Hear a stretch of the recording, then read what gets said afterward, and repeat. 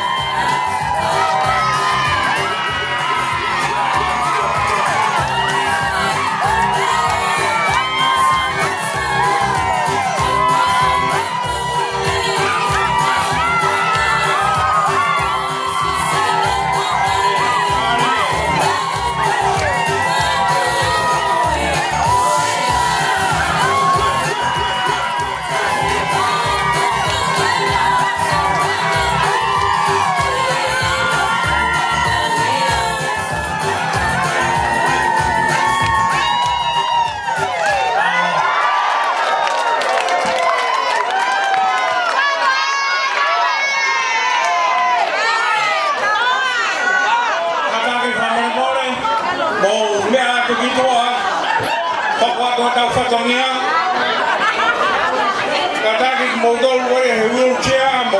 Ghiền Mì Gõ để không bỏ lỡ